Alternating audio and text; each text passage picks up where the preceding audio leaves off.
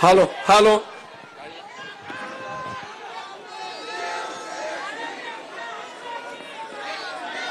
जमलेल्या माझ्या धारावी मुंबई आणि महाराष्ट्र प्रेमी बांधवांनो, भगिनींनो आणि मातांनो,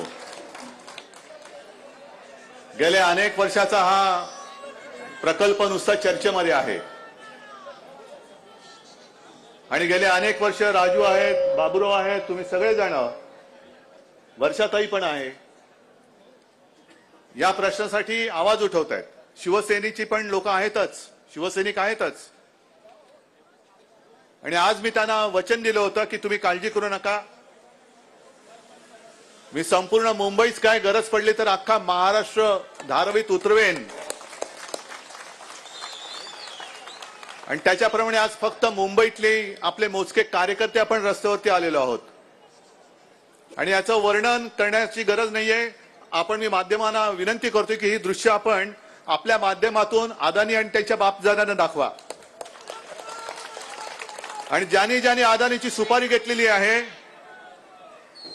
त्या सुपारीबाजांना सांगतोय, दलालांना सांगतोय की हा अडकित्ता लक्षात घ्या, किती मोठा अडकित्ता आहे,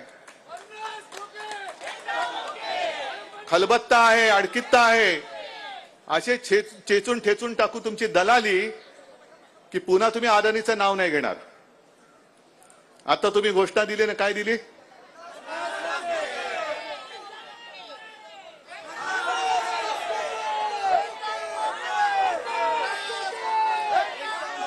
ही आपली घोषणा महाराष्ट्रातल्या कानाकोपऱ्यात गेले, तुम्हीच सगळ्यांनी नेली. 50 खोके एकदम ओके, पण आता यांना 50 खोके कमी पडायला लागले म्हणून धारावी आणि मुंबई गिळायला निघाले ते बोके. यांना 50 खोके आता कमी पडतायत, यांची मस्ती वाढत चालले. एक तर हे असंविधानिक सरकार आहे आणि यांना असं वाटतंय की आपल्याला कोणी जाब विचारू शकत नाही. वर्षातही तुम्ही जे बोललात की तुम्ही प्रश्न विचारलात अदानीला तर उत्तर देतं भाजप.